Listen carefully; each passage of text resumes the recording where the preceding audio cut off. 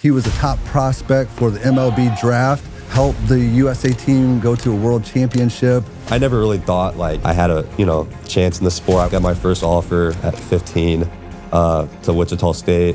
And then shortly after that, it was like Mizzou, Arkansas, like just all these different colleges. Wow, that's incredible. You dreamed to play at as a kid. Yeah. Really doing well, and everything just felt like it was like on an up climb. All my dreams are coming true. In the fifth inning, I threw one ball, and I spiked it against the ground, and I knew I tore it. Like it went off on me. I was like, dude. And this is when everything kind of started going down for me a little bit. Like, wasn't hanging out with my friends. Like I got into a really bad state, calling my mom, crying. Like I just like, a lot to deal with as an 18-year-old kid. I went from a kid in junior year of high school that was like on top of the world, and I was throwing really well. And everything just came natural to me, to like a kid that's like 2 years older now that doesn't even know how to throw a baseball. Started opening a Bible for the first time in my worst states, which I know for a fact if I never had any struggles or adversity and my baseball career kept going up, I would have never opened a Bible. Exactly. I wouldn't even thought about it. I almost wanted to quit baseball. Be seen, be heard. Radiance Videography Podcast.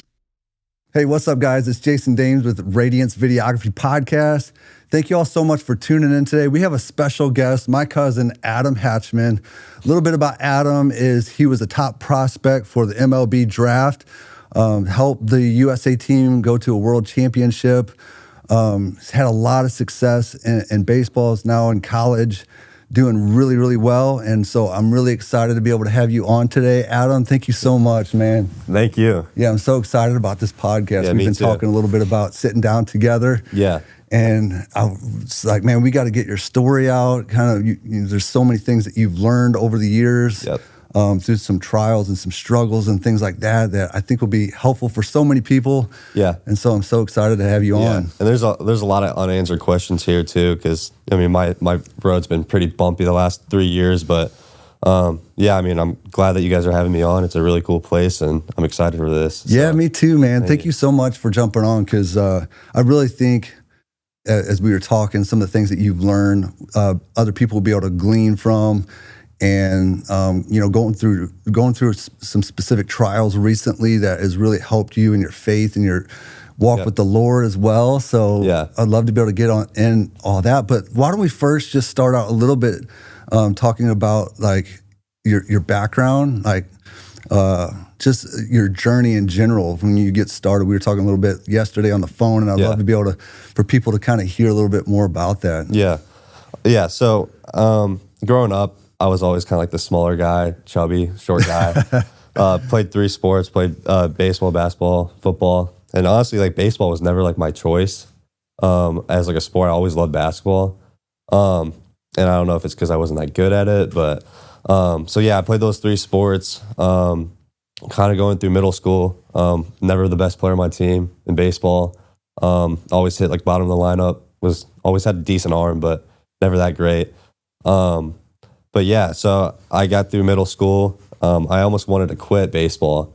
And so me and my dad kind of sat down one day and talked about is this it? Should I just stick to basketball or football? And my coach, Jim Guccione, shout out to Jim. Yeah, Jim, great guy. He told me to not quit, and I'm not done. And I mean, it was like probably not what I wanted to hear, because I didn't really like the sport at the time. But I mean, he kept me going, and I stuck with it, and I grew into my body. In middle school, very short, didn't really like baseball that much. But once I got to high school, I really started working out, kind of like dived into it a little bit more, like fed into it, trust the process a little bit, and I grew a little bit. I grew to 6 foot, and that's when stuff started really taking off. I was really skinny. I was like 160 pounds. Dang. You're like 6'5" now, aren't you? Yeah, like around 6'4", 6'5". Yeah. I'm not really. If I say a different number, then people are going to come at me. But especially my family. But so I was like 6 foot freshman year of high school. I made varsity my freshman year, and I mean, I never threw like that hard as a freshman. I was like 82, 84, which is still pretty good as a freshman. I made varsity, played 1 Jamboree game, and then our season got cut short from COVID. So, that happened. And then after that, I kind of just like took that time off and just really got after it in the weight room and try to just like get better as a baseball player, because I mean, making varsity as a freshman was like a big deal to me at that time. And I kind of started seeing some light in the sport.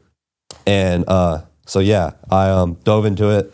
I went from 160 pounds to like 205 pounds or 200 pounds in like a year.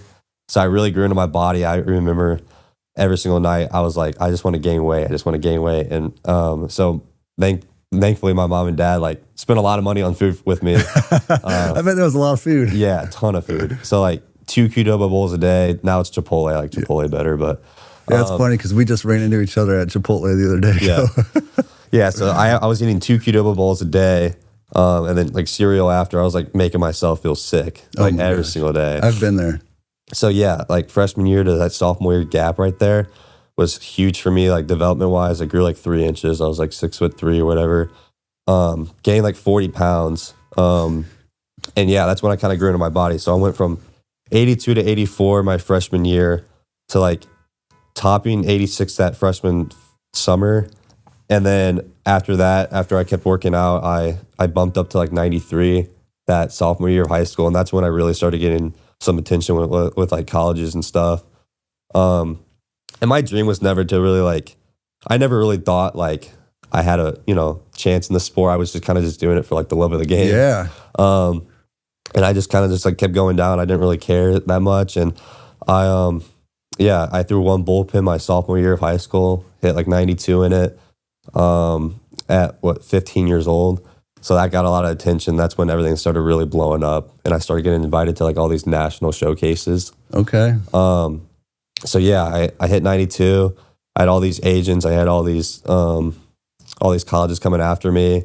Still pretty young for all that draft stuff, but yeah, I had all that coming after me. I was starting getting calls. Got my first offer at 15 to Wichita State. And then shortly after that, it was like Mizzou, Arkansas, like just all these different colleges. Wow, that's incredible. You dream to play at as a kid. Yeah. But yeah, so that I blew up there and steady going. But yeah, and then I was playing at those national showcases. And then my sophomore year summer, I think I just turned 16. I hit 96 for the first time. So I kept jumping in velo, and it was kind of scary how fast I was going. Like 96 miles per hour? Yeah. And it was kind of scary how fast my velo was going up. And when I hit that number, I was like, okay, like I actually have something to do with this sport.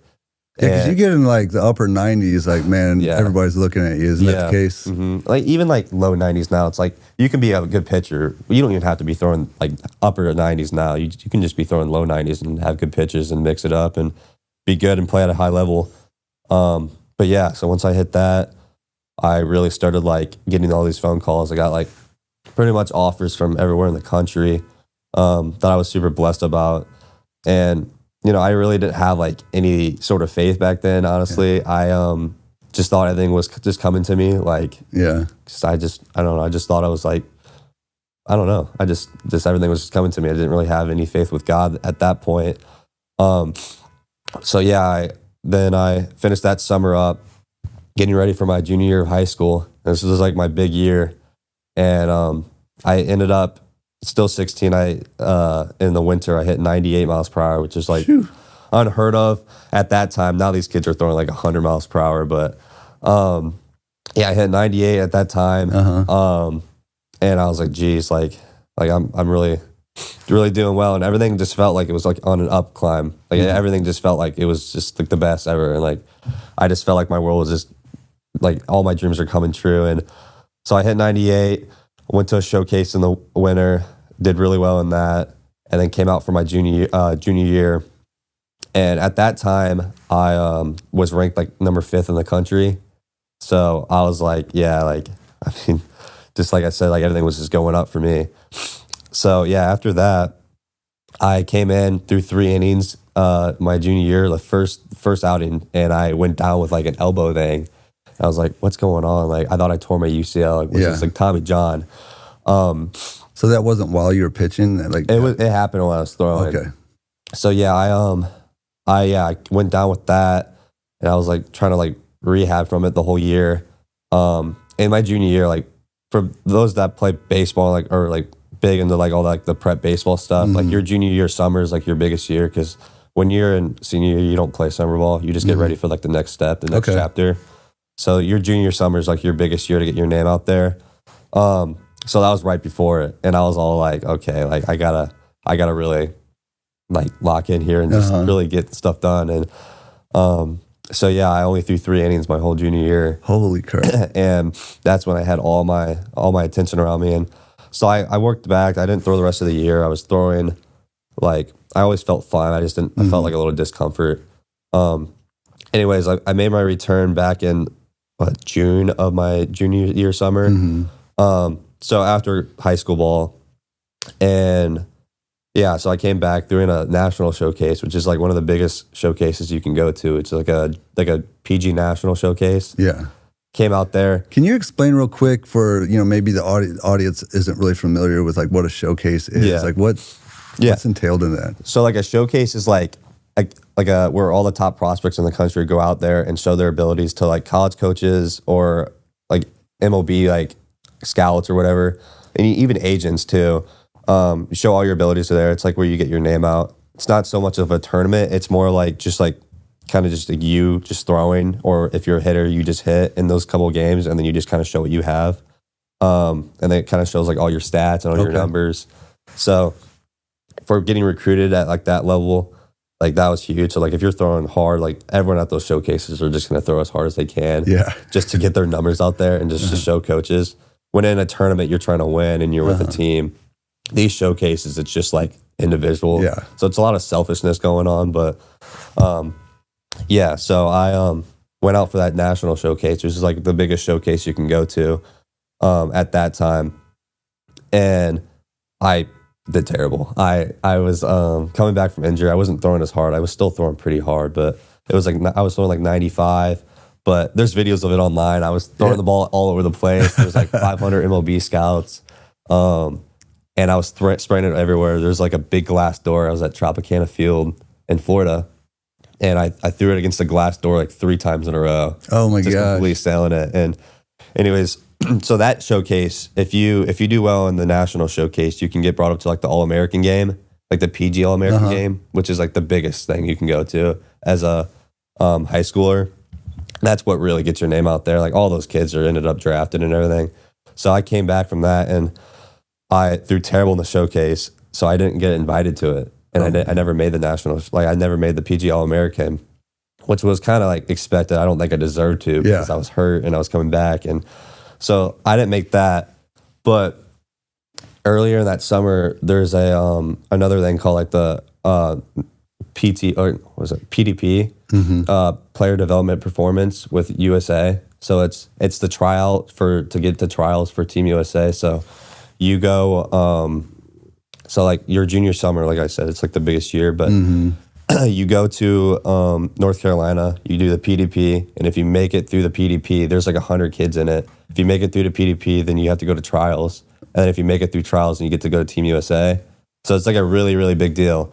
So I never got to go to the PDP. I got invited, but I didn't get to go because I was hurt at the time. And I remember telling my mom and dad, I was like, I don't care if I don't make the All-American game, which I didn't make it. Yeah. But I told them the one thing I wanted to make was Team USA because I wanted to play for my country. That would be so, I mean, to represent your United States, that would be amazing. So my dream was kind of crushed at that point because I didn't get to even perform in the PDP because I was hurt. So after that, I was like, okay, like I just need to keep getting better every week and just keep getting healthy because it's not the end of the world. So yeah, I didn't get to go to the PDP. I sucked in the national showcase. My name was kind of falling down in the rankings, which I know a lot of kids get really like worried about that, but now like being in college and being older, that doesn't even matter. Like it's just like all just like for publicity and stuff. It's funny what you think is so important in high school, and then you get into reality in real life, and it's like So my dreams are kind of crushed. My rank was falling, and with me as a high schooler, not really knowing like what it took, my ego was kind of hurt a little bit. Yeah. So yeah, I went to a showcase in Kauffman Stadium, which is in Kansas City for the Royals. Threw really, really well in there. It was like 92, 95. Still wasn't all the way back with my velo. Threw like one inning. struck out, I think, all 3 of them. So that's all I showed. So I could see the progression getting better every week. So yeah, I mean, just keep getting back. And then I remember the next week, or like 2 weeks later, there's this big showcase with like hundreds of scouts, hundreds of MLB scouts. And I went there and I wasn't like, so like, it's called, not area code, but it's called, I can't even think of it. What is it called? I'll come back to it. But yeah, so I went there, but I'm not even in the same area code that you can go to it. So Okay. I had to get like a write-in with my agent at the time. So he wrote me in. I wasn't even supposed to go to the event. And anyways, I got a spot on a team. I got a spot on the Mariners team. It's East Coast Pro. So it's only East Coast guys. And I guess being in Missouri, like it's not the East Coast, it's Midwest. So yeah, so I got to the East Coast Pro. And I went there, got in a spot, met a lot of really cool dudes. And yeah, I went out there. I was like, hey, like I'm gonna expect to not be perfect, but I just see how it happens. And they had me as a starter. I was throwing 3 innings, which is the most innings I've thrown all year because I was hurt all year. So I was a little nervous about it, but I came out after getting better each week, and I was like 97, 99. Oh man! And I threw 3 straight innings, like probably like 6 or 7 like strikeouts. And it was probably my best outing ever. Yeah, you were in the zone. And yeah, so and these are against kids that are like the top players in the country. These guys are all like in the draft, like all got drafted or in top college programs. So yeah, I really made a statement for myself there, and that's what really like brought it up a lot. So after that outing, I remember coming into the dugout, and our coaches there at those showcases are like MLB scouts or like sometimes even managers are there. And they're telling me like, oh yeah, you're going to be in the big leagues next year. You're going to be in the big leagues in 2 years. And I'm like, it kind of boosts your ego. Yeah, a bit, dude, but you're getting puffed up. And yeah. And yeah, I performed really well. I was one of the top performers at that event. It was some stuff I didn't even think I could produce out of my body, but I did. And I was super pumped about it. So then after that, I got a call. My dad got a call, and it was from USA Baseball. And I was like, there's no way. I didn't even go to the PDP. So I got invited to the trials without even going to the PDP. And Dang. I like, my dream that came true. I was like, okay, like this is my chance. Like I got to make it here. Yeah. And I got an invite to the trials so I could have a chance to go to Team USA. So I had that happening. So it was funny too. It's just like I spoke it into existence. I remember before the East Coast Pro, it was like, my dream is to play for Team USA. Yeah. And then I got a call from this girl named Ashley Bratcher. She's like, I guess the coordinator up there for Team USA. So I got a call with that. And yeah, that's when everything kind of turned around for me. And I went to trials very late that year. I had to miss like 2 months of my school year because it's like in kind of like early, like late stages of like summer, early fall. So I wasn't in high school for like 2 months. Went to trials. It was in Bradenton, Florida, was like the trials, Okay. or like Fort Myers, Florida. So I went down there. It was like 2 weeks of straight trials. Isn't that where the Cardinals like do their training camp and stuff? It was like the Minnesota Twins training camp, okay. spring training facilities, and then we went kind of like the Pirates and just all around. So yeah, we all did like our tryout there. Half the guys didn't make it, half the guys did, and I remember going out there. They had me throwing like 3 different times, multiple innings, and I started one game, then I came out of the bullpen the other 2, and I remember. So like all these big guys, like all these like big like MLB pitchers, or like our coaches. So like LaTroy Hawkins was our coach. Way. Brad Penny was our coach. It was really cool. And so yeah, we get down there. I'm throwing. My first outing was really good. I was like sitting 98, which was like still like really like just like unheard of to me. Like I just didn't think I could do all that. But so yeah, I threw really well that game. And then I started the next game, and I was starting, and I was like 91, 94, and as a starter, you want to make it through like different, like you want to make it through multiple innings without burning yourself out, because usually closers will throw like a ton and like just throw as hard as they can. Yeah. So yeah, I came out there like 91, 94, 95. I walked back in and I let up a run, and my coach just chewed into me. He was like, we didn't invite you here for you to throw like this. We want you to be the flamethrower guy. We want you to be Adam Hachman. We want you to be this guy. And I was like, okay. So I went out next inning, 97, 98, just throwing as hard as I could, just kind of just like, pissed off a little bit just because I let up a run, and I was kind of just trying to be too pretty with everything. So I think that's when I made the team, is whenever I showed them like, hey, like I'm going to be a guy that throws flamethrowers. Yeah, be a pin guy, get the big strikeouts that we need. Not so much of like getting through a ton of innings, but like just being the guy to get us out of situations by like how hard I can throw. So yeah, came out there, didn't have like the best stuff that day. And then, so I didn't like, I was kind of like nervous if I was going to make the team or not. So yeah, I didn't have the best stuff that day. And then fast forward to like the end of the trials, our head coach, he comes up and he has that paper, and it's like with all the guys that made the team. And I was like, oh God.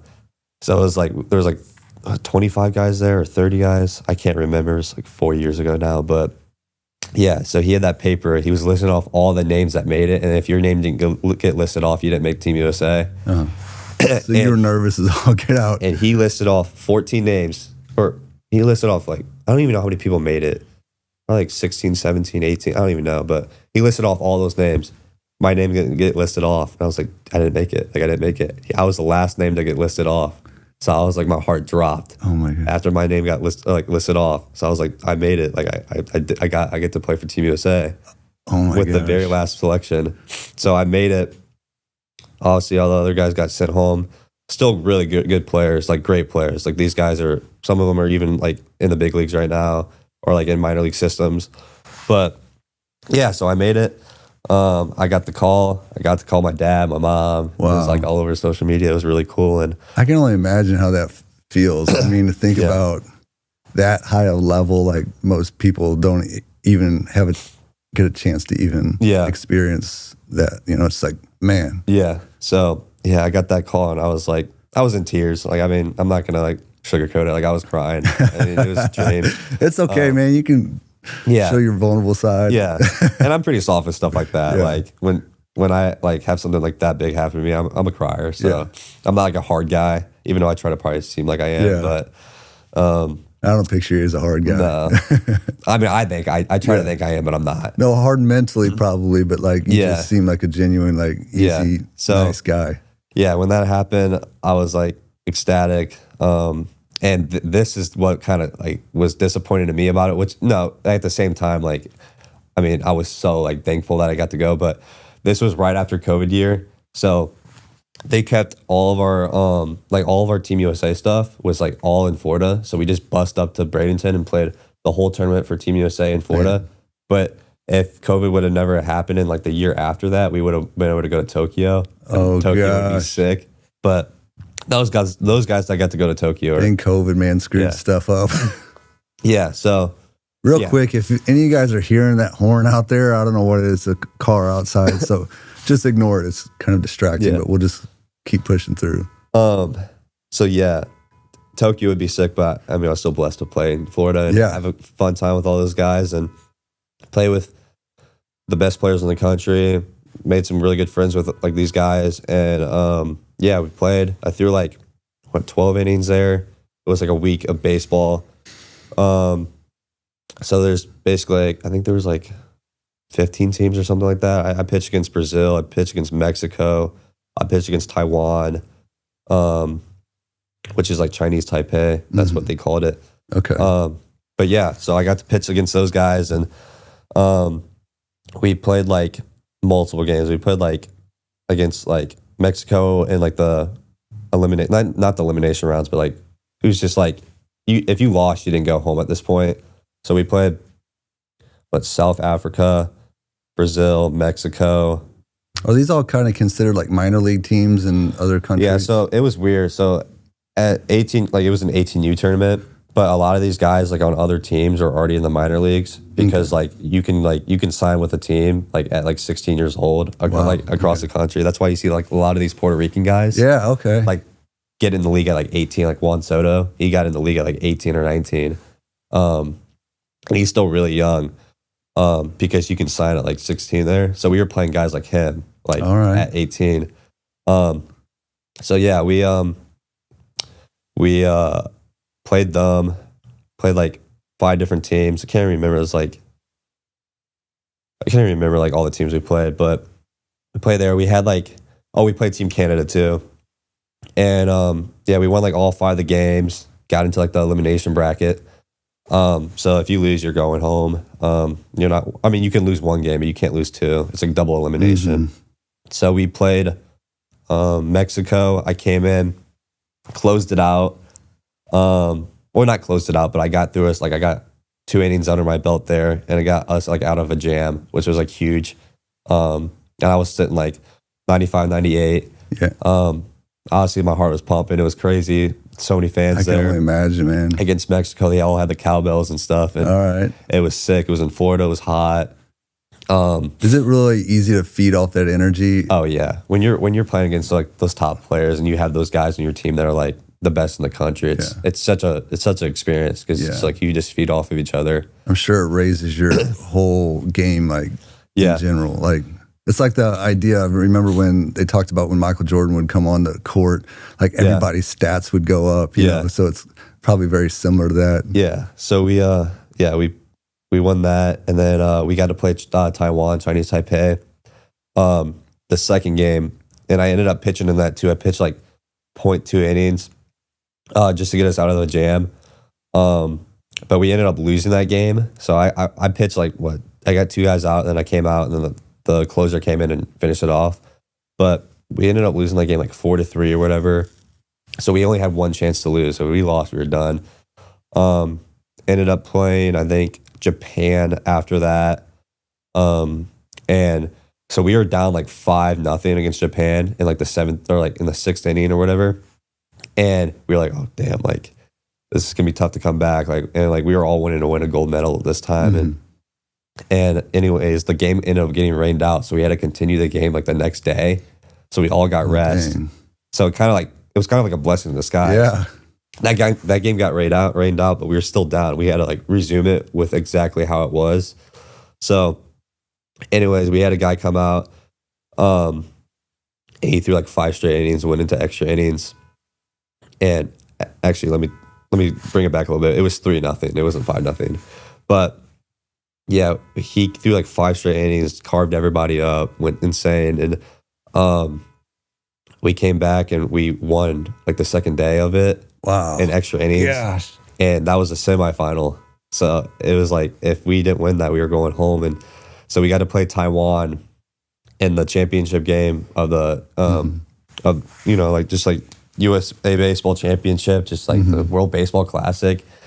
And yeah, we ended up winning that game. And the rest is history. All ran out and it was fun. And we won a gold medal. And it was insane. I mean, I can't even like describe the feeling because it was just like so surreal that like I was like in a position where I was like hurt and I didn't know like if I was going to be able to play like throughout the year if I had TJ or whatever. And then like fast forward 6 months later, I was winning a gold medal for Team USA. It's just like, that's just how I know like times can change so fast. Yeah. And like it's crazy. So yeah, we won that and we had it was a really fun night. We all just like kind of hung out and partied around and we're at the hotel. My dad came down, was watching us win it.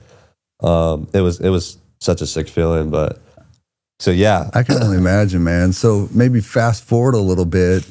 You were telling me yesterday, so you had this Tommy John's, and so you had essentially ended up having to have surgery for that, right? So, and then after that, after Team USA, it was my senior year of high school. I was kind of starting that. And I always had kind of like lingering arm pain from my junior year when I heard it that one game. So, yeah. And you hadn't had any surgeries up that whole time you were talking about. You were kind of playing still injured. Yeah, I was like, I never had any surgeries. I didn't think anything was wrong with my arm. I always felt a little bit of stuff. Like even when I was at Team USA, I felt a little bit in my elbow, but like I was still throwing hard on it. So I was like, there's no way this thing's hurt if I'm still throwing that hard. Yeah. And I was still competing. But yeah, so came out like senior year of high school, winter time, biggest winter of your life. Like in like biggest spring of my life. I wasn't playing summer ball, but like getting ready for like the draft or like college. At that time, I was committed to Arkansas, one of the best baseball schools in the country. Yeah. So I had a lot of stuff around me. Weren't you kind of considering just like skipping college and going to draft? And Yeah, so that was obviously a big thing in my mind. I had a lot of people tell me they wanted me to like reclass up because I was doing so well and they wanted me to just get it over with, which I'm so blessed I didn't do that and I didn't listen to them, because if I did that, I would probably be in a lot worse situation than I am. Yeah. And yeah, so I was bounced between the draft and college. So it was pretty big decisions as an 18-year-old kid. Oh my gosh, I can't even imagine, man. So yeah, during that winter, I topped out like 99.5 or whatever that winter. And then I had a lot of publicity around me. I had like these news stations coming in, like recording me. Like I had like some like documentaries about me. Like I don't even think they ever came out, but like they like were walking around with like a camera and like kind of just like, it's like a docu-series about me. You have the paparazzi around you and stuff. And then that was the time where I had to like put my name in for scouts to see me, and I had to like communicate like for them to throw, like when I was going to throw. So I told them I was all going to throw in like this like pro scout day at my baseball facility here in Chesterfield. So I probably had like over 100 scouts from every single MLB team come. I have a picture of it. It was insane. I was like super hyped up about it, but I was dealing with like a really bad sickness. I had like mono at the time. Oh man. And I just went out and tried to do it. And I didn't throw as hard, but I was still throwing pretty hard. It's like 95, 97 in front of all these scouts. And it was a huge deal and biggest time of my life. Like this is the time I need to show everyone that I can do it. And yeah, so once that happened, my name was blowing up even more. And then Baseball America rated me as like one of the best left-handed pitchers in the country. I was projected to go in the first round of the MLB draft, which is like crazy to me. Gosh. So yeah, that happened and went out for my senior year of high school, threw really well all the way until April. And then one game, I think I didn't let up a single run the whole year until one game. I let up 5-1 inning because I was just walking everyone, spraying the ball everywhere. But I hit 100 that game. Dang. And is that the fastest you ever pitched? Yeah, I've been up to 100 a couple times. Okay. I usually just sit around like mid 90s. I wouldn't say sit around high 90s, but mid 90s. That's still incredible, man. Yeah. But so yeah, I was walking the house in that game, and I think that's the game that I tore my UCL because I was feeling a ton of soreness in my elbow. And so yeah, I was like, finished the game, I was all upset and stuff just because I was just like had a bad game. Scouts there, and so yeah, I went out for the game right after that. I could feel soreness in my elbow warming up, and anyways, it was like the best team in our conference I was facing against. It was like a big deal. A lot of like news stations came out for it. There's like 40 scouts there at the game. Threw 5 innings, shutout innings. Did really well.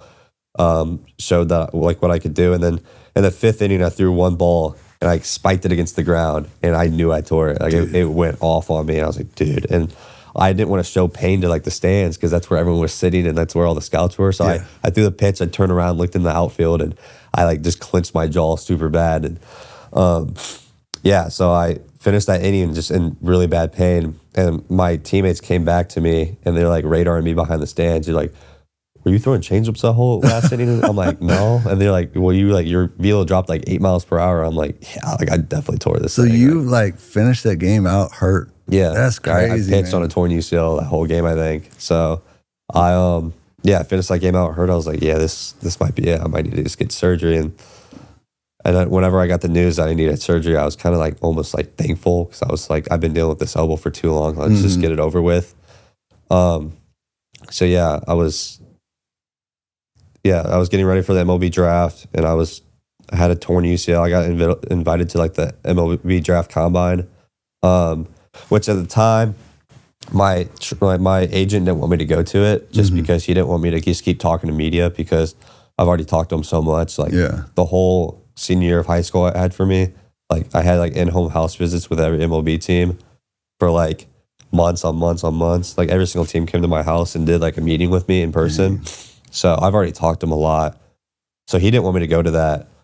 which I understand. And I didn't go, and they already knew I was hurt. I submitted my MRI, and they already knew I had a torn UCL, and I posted about it on Twitter and everything, and they knew.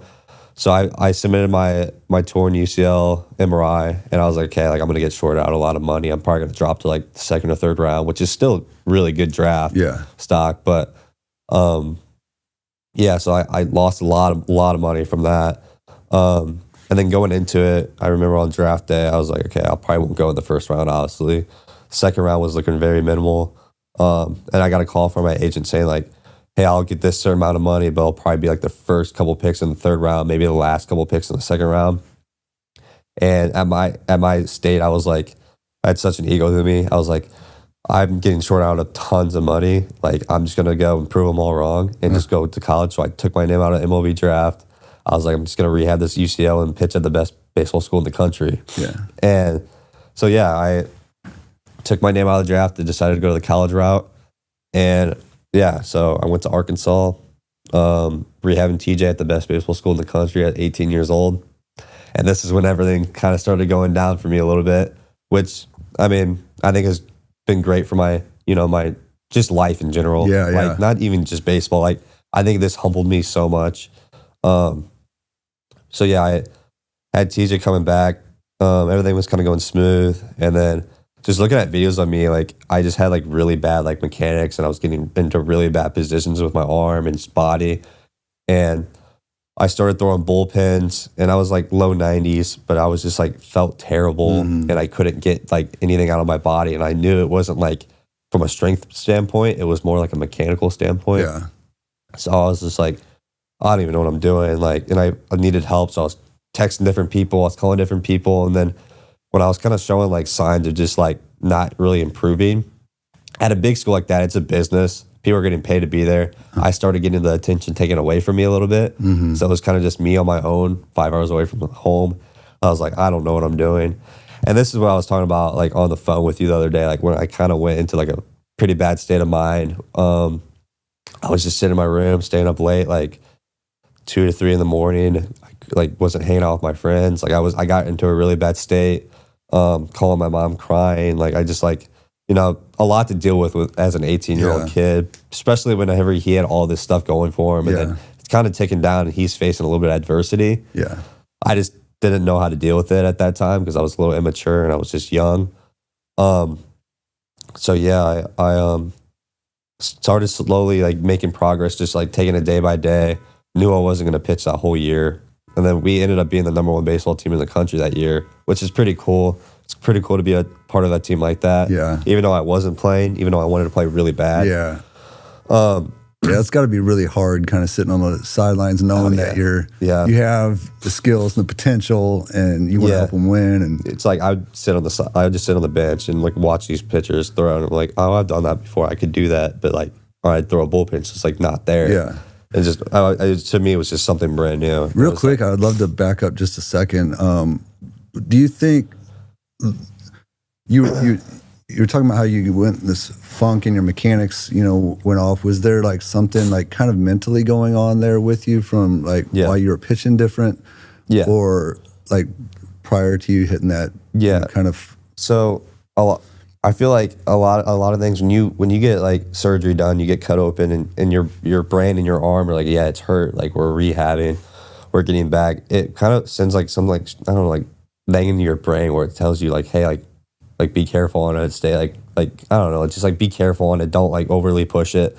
So when I got to the point when I was throwing, I just would try to release my mind and feel like comfort and just be like, okay, just be natural, just throw like you always did. But like, and I felt like I was throwing well, and I'd look at videos and I'd be like as a pitcher, you want to be like 90, but I was getting like right here behind my head, like almost like a catcher.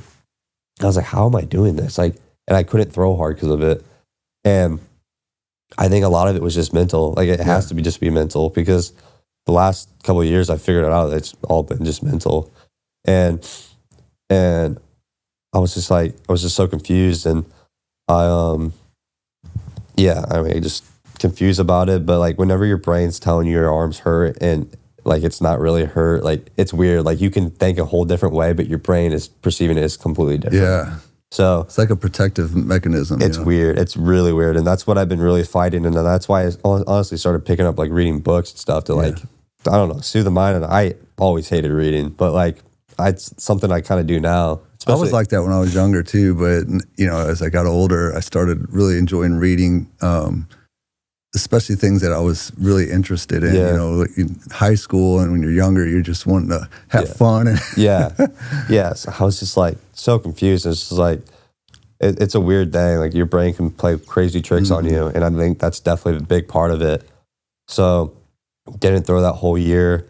We ended up losing in the regional, so we didn't really make a run. So then I came back for the summer. I wasn't going to play summer ball just because I was going through such a bad spot with like my arm.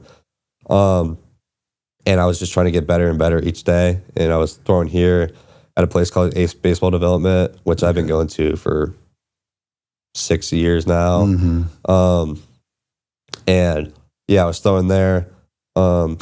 Still couldn't really get back. And then I was like slowly making progress again. And I threw a bullpen and my arm lit back up on me. I'm like, dude, what is going on? And yeah, so then I figured out I had to get my ulnar nerve moved. So like it's like a nerve under your bone. I had to get it moved.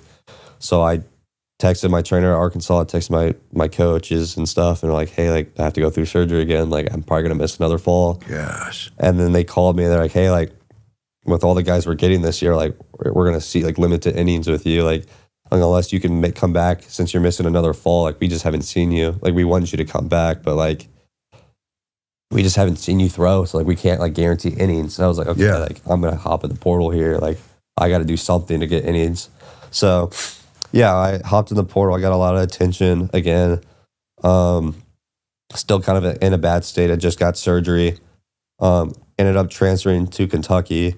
And I think a lot of it was just because they were kind of guaranteeing me innings, and they were also paying me a good amount. So I knew they wanted me. It wasn't just like here's like this little money and you can come if you want. But like it was like they showed interest, and I went there. And I had that surgery, came back feeling really good. Arm felt great. Everything was going really good. And then when I started throwing like really hard again, when I was trying to throw like hard again, like 100%, it kind of went back to like that weird, wacky state. Yeah. Kind of fell into that little bit of state that I was talking to you about, like at Arkansas, like that depression. Had like really bad anxiety through the whole thing. And yeah, so I went through that again. I was like low 90s again, but I was like 90, 91. I just wasn't feeling like myself. And I wasn't really communicating with the coaches well at all because I was just so like in my head. I was just like afraid to tell them like what was going on. Yeah. So yeah, I came back and I didn't throw it all the whole season because I was struggling so much, and I was still kind of dealing with that little bit of arm pain from previous years. Do you think that was a good thing to not tell the coaches? Like No, it was probably not the best idea. Like looking back, like if I wish I would have told them, because they told me when I first got there, like they're gonna be with me through it all, and like they're gonna, you know, however long this takes, they're gonna be with me. Which like a lot of big SEC schools talk about like that, and they can say what they want, but they're not really meaning it. But yeah, so I try to keep working hard. I was busting my butt every single day.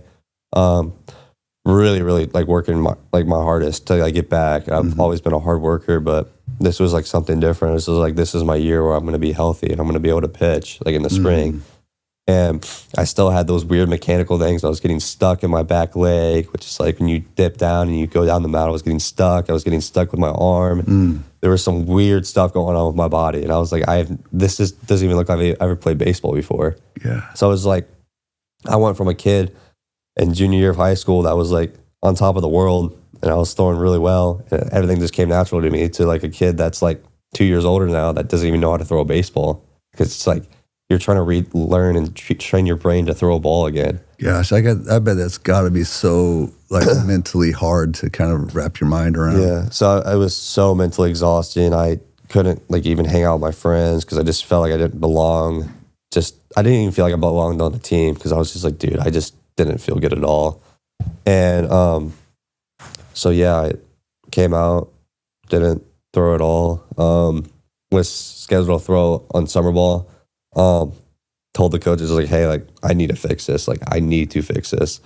And we kind of had a little bit of like, I guess like not arguments, but like different agreements and different like arguments about like whether what's good for me or not. I was kind of going against them. I was like, dude, like you guys told me that you guys would do anything for me, you'd help me, but it was kind of like the same situation with Arkansas, where it was just like, when you're at a school that's that good at baseball, they're not going to give you attention anymore because you're not, producing for them.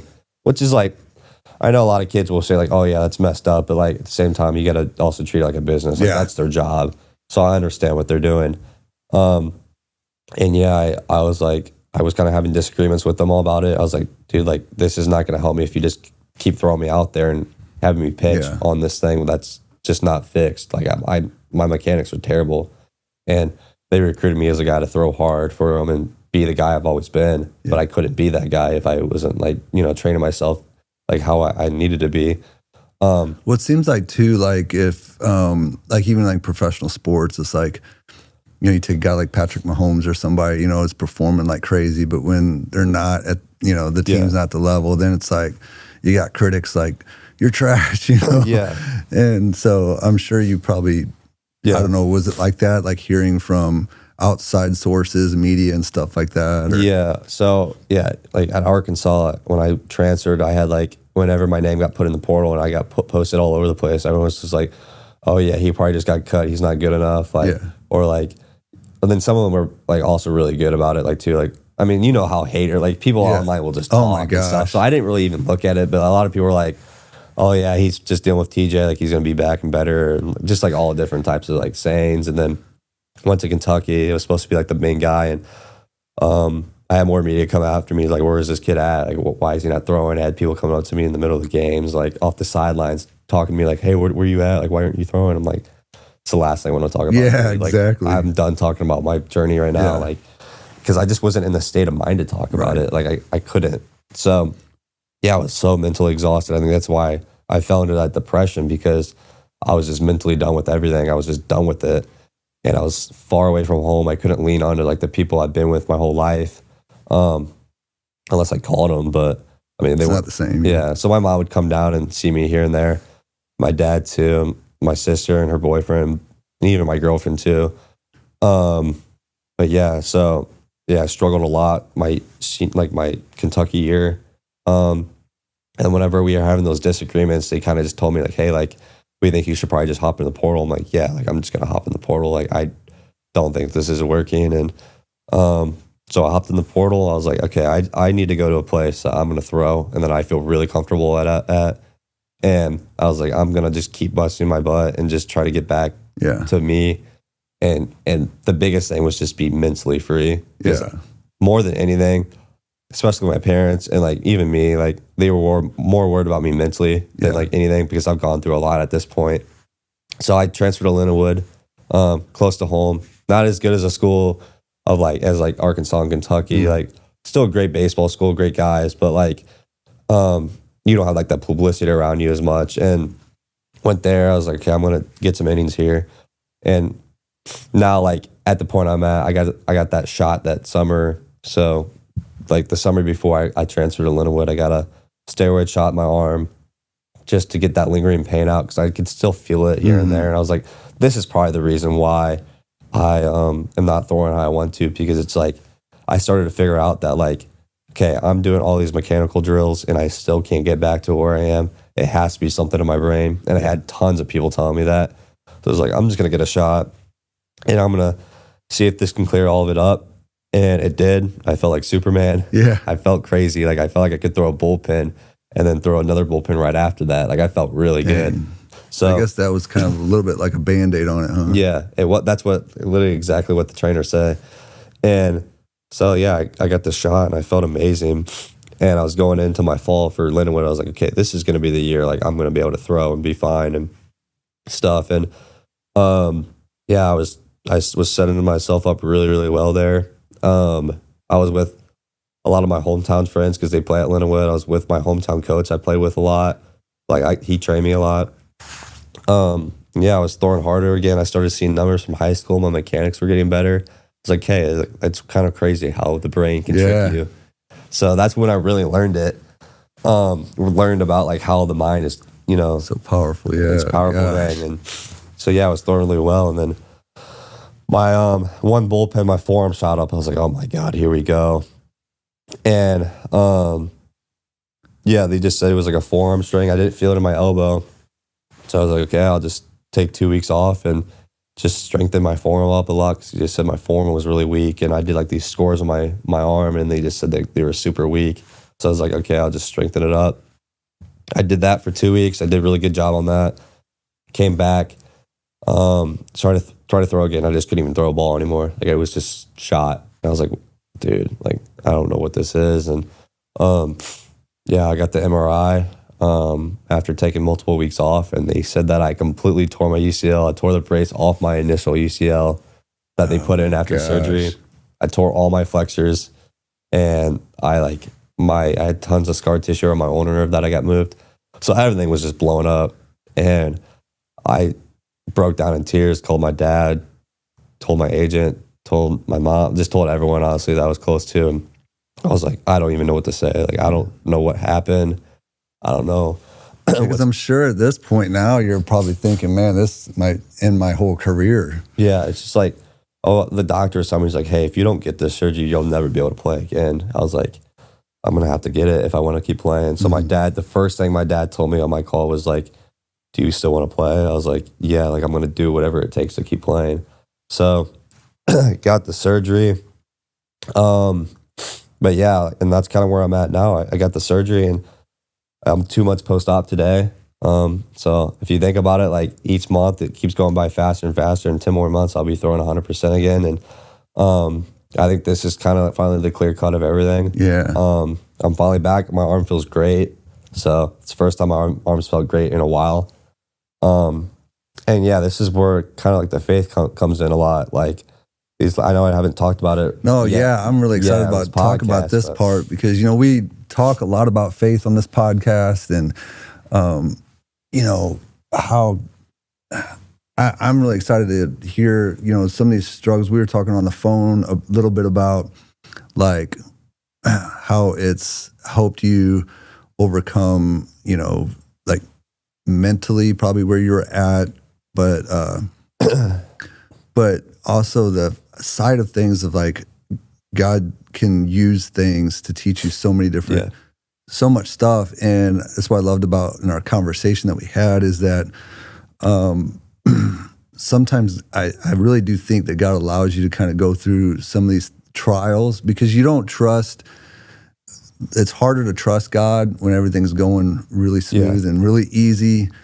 It's really the idea of what faith is, right? It's like dependent and trusting in God when you don't understand everything. And so, I'm really excited about it. Yeah. And like I said, like, I know I haven't really touched base about the faith yet on this podcast, but just kind of wanted to give you a whole background of everything that's going on. It's definitely been a lot, like, especially with my brain and my mind. Like, I've been just so exhausted mentally, and I'm finally at the state now. I'm finally at the part where I have, like, peace of mind talking about everything, because it's just like, at the end of the day, it don't matter. Like, it's life, and it happens, and I know this is all part of God's plan.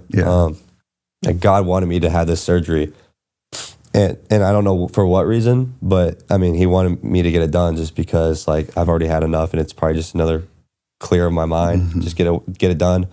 But yeah, like, these last 3 years, I went through all that bad stuff with my mind, like bad thoughts, bad things, and this is where the faith came in. I started opening a Bible for the first time in my worst states, which I know for a fact, if I never had any struggles or adversity, and my baseball career kept going up, I would have never opened a Bible. Exactly. I wouldn't even thought about it. Yeah. And so I opened a Bible, started praying a lot.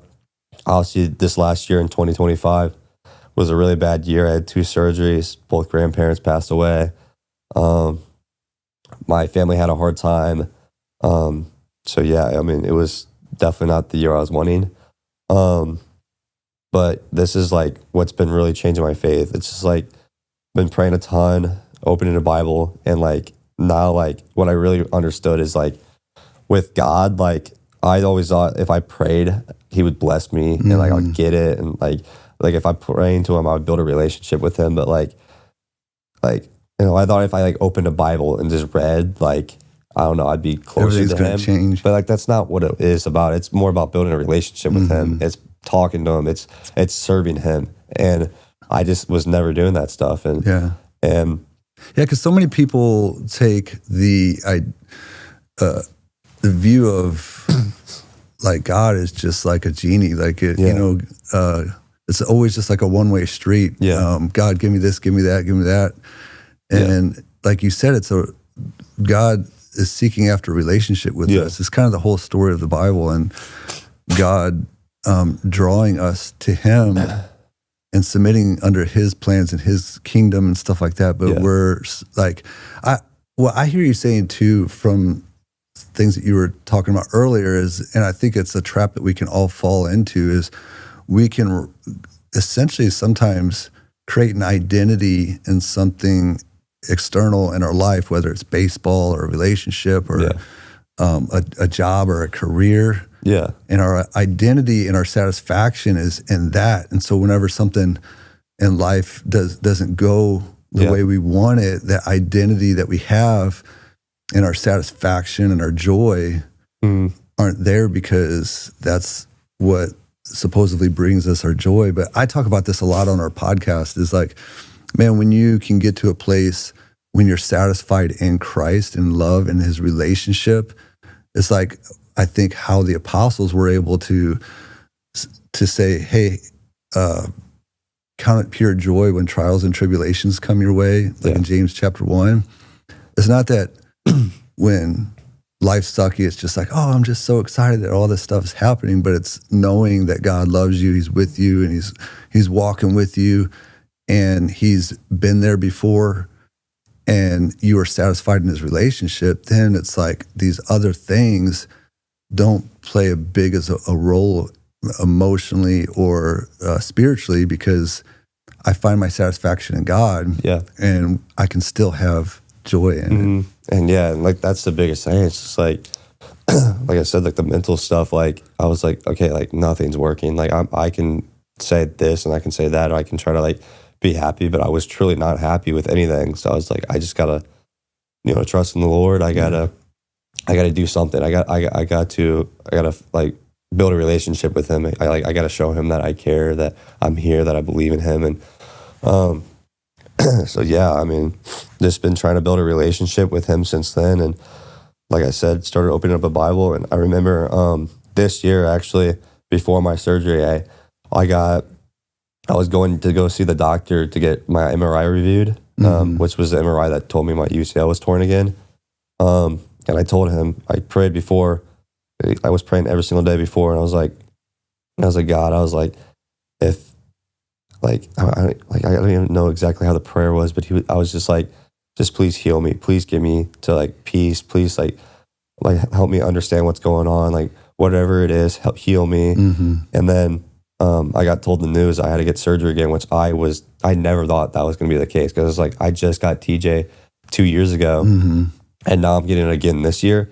So I thought that whole part of I thought the whole TJ part of the MRI was going to be out of it. Like I didn't think I would have to ever deal with that.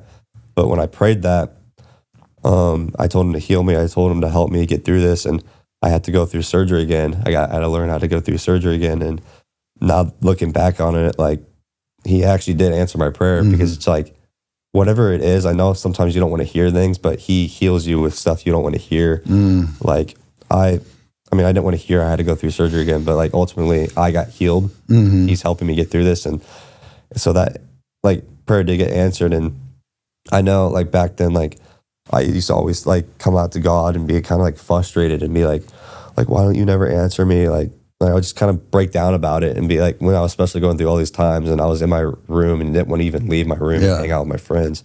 It's like, I pray all the time and I never you know, you never answer. But like, then I suddenly realized after learning a little bit more the last 2 years that like, I was never coming at him for a relationship. I was coming at him for stuff I wanted. Like I need to like settle down here and build a relationship with him before I can start asking for stuff. And that's not what God wants. He wants a relationship. He doesn't want you to just keep asking. That's such a good point.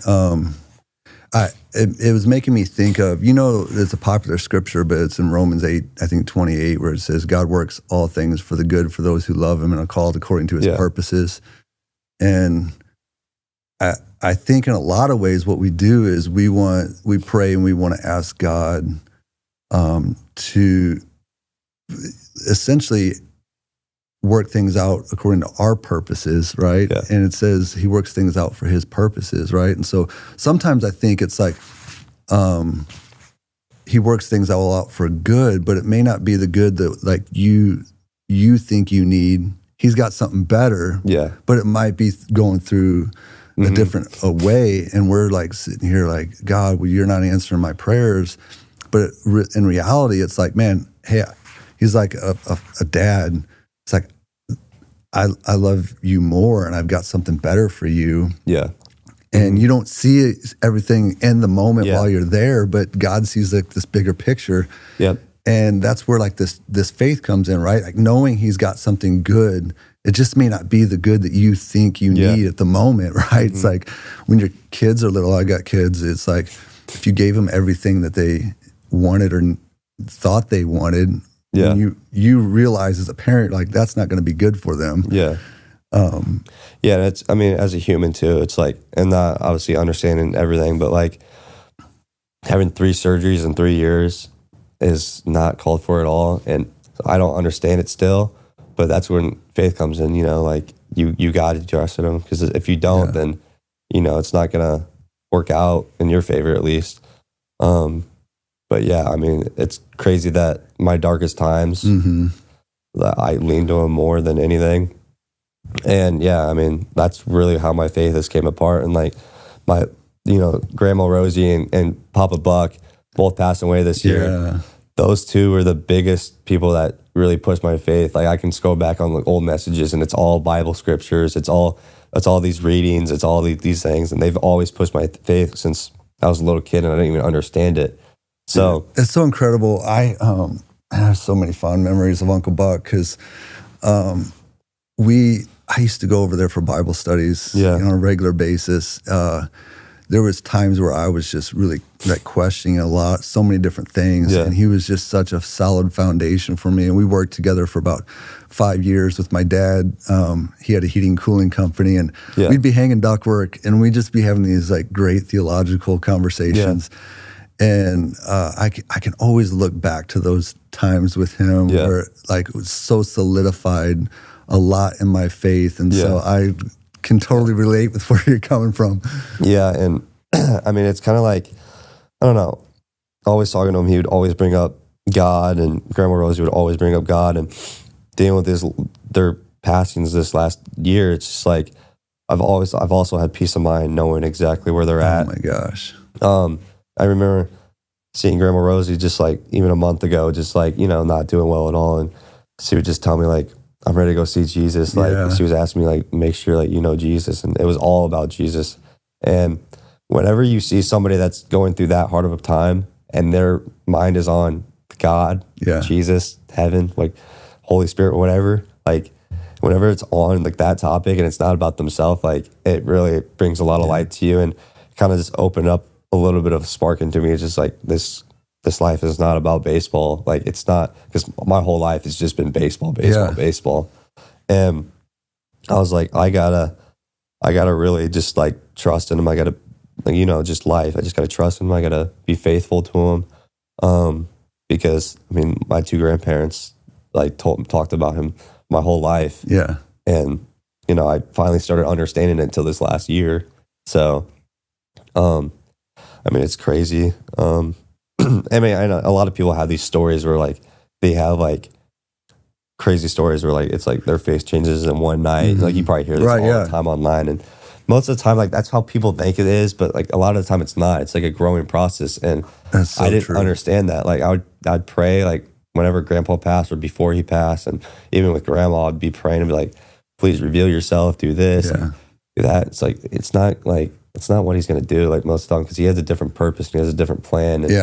And well, even in like just listening to your story in general, like there's little pieces of the puzzle that you can, look, you even mentioned a little bit ago, looking back, like that wouldn't have been good for me. Yeah.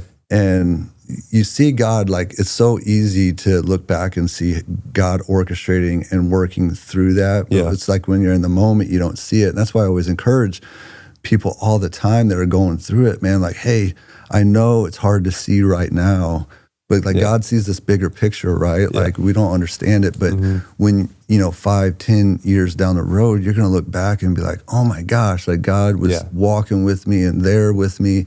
And we want this God to show up in the ways that we think he should.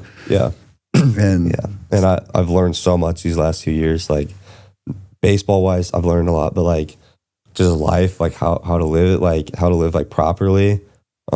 So much in the mental side of it, because if my baseball career kept going straight up, like who knows like how I'd be dealing with stuff. But like I've been dealing with stuff so much better. Like mentally, I've gotten so much mentally stronger through everything.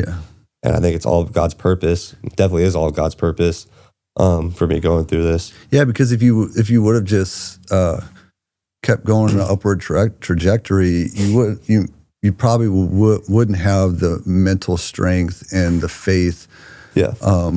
And maybe just got caught up in a lot of other bad stuff that was going to lead you in a really bad direction. And that's what's so amazing about God, is he loves us too much to keep us, like, let us go down that path. That's the thing. It's just going back to like a parent, and their kid, they want, sometimes you got to like do the tough things or say no to things that they might want in the moment, but it's not going to be good for them. What's that Bible verse? It's like, you may not understand now, but later you'll, you know what I'm talking about? It's when he's talking about to the disciples. I think so, that it's one. Like you'll grieve now. You'll grieve now. There's so many different scriptures, like different sayings on it, because I read I can't really read like their actual Holy Bible sometimes, because it's just like so much like big words for me. I can't understand everything. Like the King James version. Yeah, like that one's hard. So I read like a lot of these like athlete ones, or like these like younger ones to like make it more like, dumb it down a little bit more for me.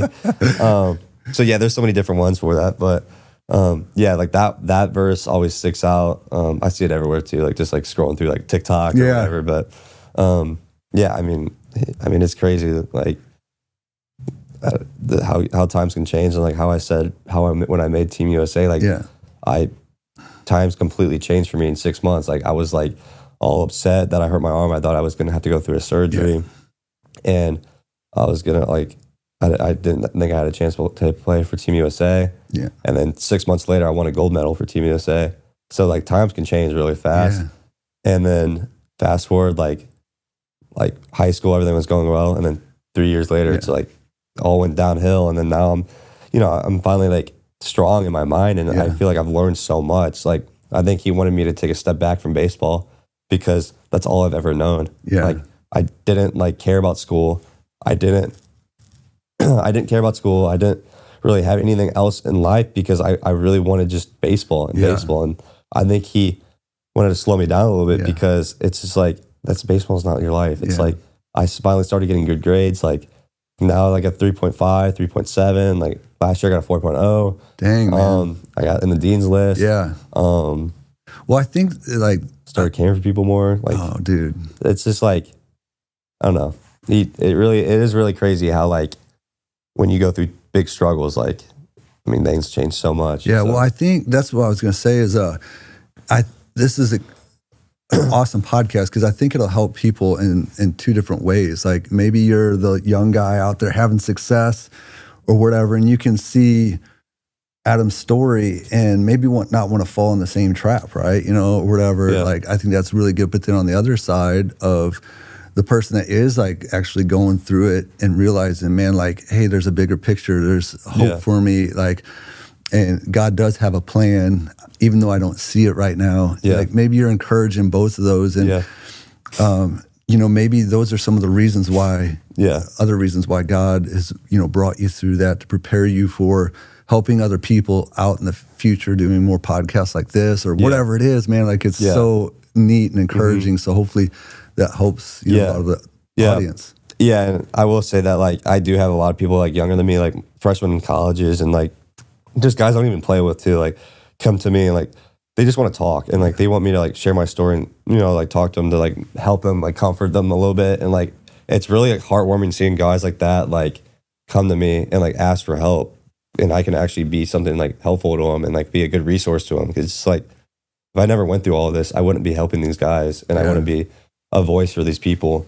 So like when people like younger than me, like even on my team, like ask for like hey, like, I'm gonna be texting you over break, like I just want to like keep talking to you. It's like, it's great to hear, because it's like I'm glad I'm helping others, and also trying to get better for myself. But like if I never went through all these struggles, then I would never have a voice. So well, I love that too. Me and Nolan were actually just having a little Bible study last night, and we were going over the parable of the seed and the sower. Yeah, and it talks about how the seed was planted, and in the first one, the seed was planted, and the devil snatched the seed away right away. The other one, you know, fell rocky soil, but it never really gained any root, and so then it withered. You know, the sun dried it up and killed it. The other one was like choked by the cares of the world and the riches of the world. And the last one fell on good soil and it produced fruit. And we were kind of talking about it because it's like, it's a good picture for us, I think, to look at people where they might be at in one of those different states, and how can we get in there and help the person where the seed is sown, but it's not really taking root, or you know, they're in a place where the riches of the world or the cares or the anxiety are kind of keeping them from being able to bear fruit and actually grow and mature. And when you were talking, it kind of reminded me, like, I think that's why we need a body of believers and other people that have been where we've been and can help, kind of encourage us or disciple us or help us into maturity, so that we can actually bear fruit and really experience the fullness of what God has for us. And I will say this too, like, I know I didn't mention this, but like my junior year, senior year of high school, when I was still doing pretty well in baseball, I always had like lingering anxiety, and like I went to a doctor and they're like, yeah, like you definitely have pretty bad anxiety. And it was like, and I thought it was all stemmed from baseball. And I was like, so I like just felt dizzy all the time. I just felt like super like out of it. I was like just like so anxious about everything, because I was going through a little bit of problems, like a little bit of like these hardships with my arm, and it was all from baseball. So I got on Lexapro, like anxiety medicine, and that was nothing compared to like what like I've been going through now. Like I've gone through 2 more surgeries after that, or like 3 more surgeries after that date that I got put on anxiety medicine, and it was all stemmed from baseball. So I've been going through a lot more hardships after I got put on that medicine, and now I'm like finally off, like getting off the medicine, and it's because I feel peaceful about it. Like I feel like good about it. Like what you were saying, like I feel like God just like works things crazy like that by like I'm actually at the point of my life where like I'm going through hard times, but like I can finally get off these medications for all these bad anxieties I've been having, because I don't feel it anymore. Like I feel good. Like it's just trusting in the Lord and having faith. Like I don't know. Man. To me, like I say this and repeat this so much on this podcast, and you guys are probably sick of hearing it, but to me, it just always goes back to like, there's a difference between joy and happiness. And to me, happiness is like circumstantial based. It's like you're going to be happy if times are going good, and it goes back to that identity thing, right? Like, who am I am I satisfied in these external things? And if I'm not getting those external things, then I'm not happy.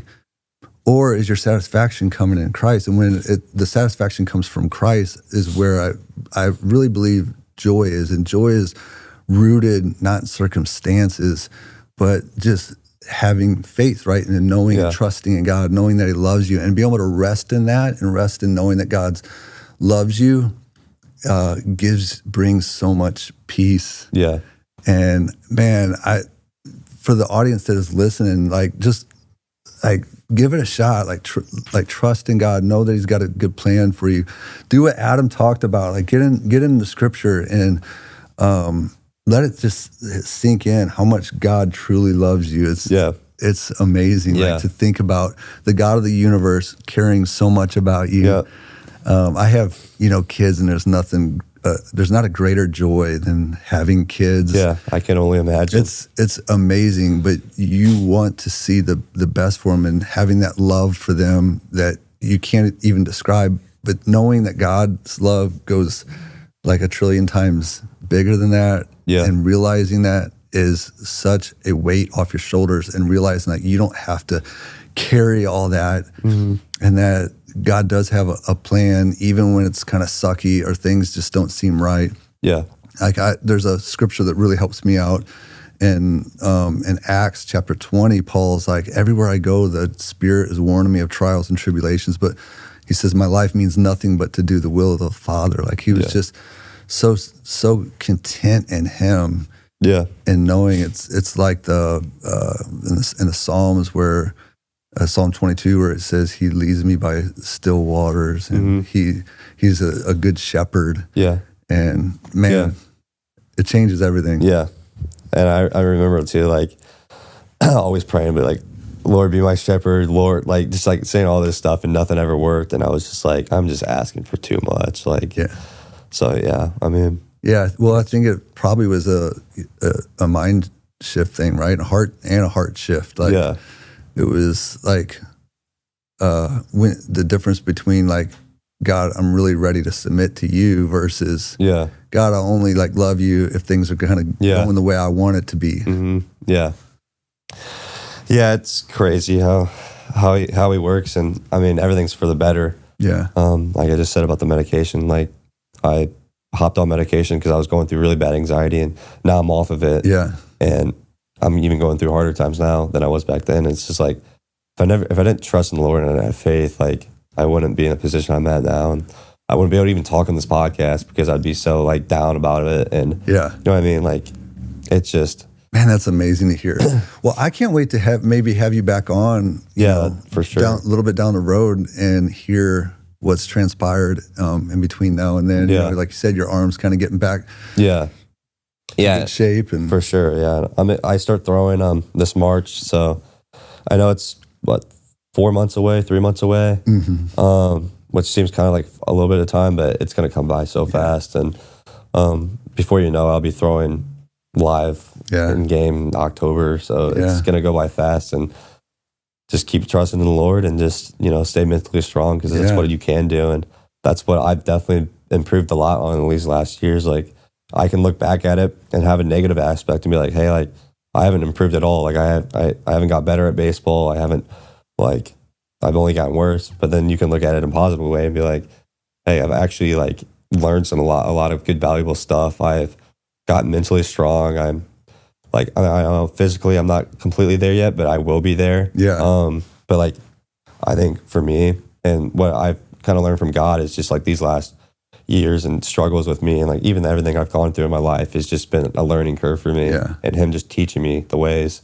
Like, man. And he works differently with everyone. Yeah, absolutely. But for me, playing a sport, he is teaching me this way, which obviously I don't want to see it, but like this is how he does it, and he works in weird ways. Well, dude, I believe just here listening to you, I think God's going to use you in such a huge way to speak into so many people's lives. Yeah. So I'm really excited to see as your journey continues what God does in that, and I would love to be able to like, you know, bring you on more often and talk about some of that stuff. Man, I could talk about faith all day long. Yeah. So and I wouldn't have a story to really tell you guys. So I mean, I'm blessed to be on this podcast, and if I was doing well, like, I could tell you some cool stories about like, oh yeah, pitching this game, but like that wouldn't be as cool as, you know, talking about like actually like, you know, like God and spiritual stuff and like actually how life works. Like, and you helping like other people out, or man, I just think there's going to be so many testimonies there of you bringing people to the Lord, or testimonies of encouraging other, you know, guys and things like that. So. I like growing up too, I've never been a guy to like come out to you and be like, hey, like you need help with this, but now like I completely changed. Like I've praise God, man. Yeah. I had people calling me and text me like, hey, like what's like, just giving me thoughts about this, and like asking like for help on this, and like just like understanding like how it works. And I didn't think I would ever be in that position to be able to do that stuff. I thought I'd just be kind of like that baseball player that's good at just kind of, I don't know, just I don't want to say like I don't know, just kind of like egotistical baseball player that just plays baseball and thinks everything's going to go great. Yeah. But like now I'm like, it's like the scripture says, like, what is it to gain the whole world but to lose your soul? You know, I mean, that's the thing, is so many people get caught up in the trappings of success. And I'm so glad that God just got a hold of you before, you know, whatever. So. And it gives me a lot of peace of mind. And I will say, like, with faith, it just completely changes your outlook on the world. Like, I actually like enjoy, like, I always hated going on hikes, but like now I go on hikes, or like I want to buy like an electric dirt bike, like a Suron. Yeah. But my mom and dad are like, no, but I'm gonna get one day. Just go on like little like hikes and bike rides. Maybe we can get one together and do it. That'd be fun. But like just like driving down the road, like looking at the sunset, it's just like, dude, this is amazing. Like, this is God's creation. Like, everything just like gives you a little bit sweeter. I remember like this summer, like I was on a boat ride at the Lake of the Ozarks with my girlfriend and her family. And I remember driving like in the sunset. I like completely just like lost touch of it. I was just like, this is like beautiful. Like, I would never have appreciated life this much back then, you know? Wow, that's so incredible. I mean, that makes me think of where David, the psalmist, said, like, what is man that you're mindful of him? You know, the creator of the universe. When you step back and think about like the God that created everything and the complexity of everything, and the fact that he cares about us and even thinks about us is like mind blowing. Yeah. Yeah. And I mean, we were talking about Joe Rogan earlier today. Yeah. I'm a big conspiracy theory guy. So I can talk all day about conspiracy theories, but one conspiracy theory that's not a conspiracy theory is God. And I love to talk about God too, because it's something so like unworldly to like even think about. And it's like crazy that, like, I don't know, that we're on a planet and that we're living and we have food to eat and sunset. It's just insane to me. Yeah, so maybe we could do another podcast just on that type of stuff. That would be good. Yeah. Well, cool, man. Well, we could probably talk forever, but is there any particular social media handles or anything like that, you know, people can go to check you out and stuff like that you want people to know about? Adam Hachman on Instagram or Twitter, or X now. I'm on Facebook, but I don't really post anything on there. That's for the old people like us. Yeah, I'll probably get back. I'll probably get on there in like 5 years. But yeah, just Adam Hachman all around. And then I'm grateful to be on this podcast. Awesome, man. Thank you so much for jumping on. Man, I just loved hearing your story, and can't wait to have you back on. This is going to be great. Yeah. So, guys, if you like this type of information or these podcasts, man, we'd love it if you like, subscribe, share this story with as many other people as you can, because I know it'll help a lot of people out there. We really appreciate you guys even taking the time to watch this. It really is a blessing to me.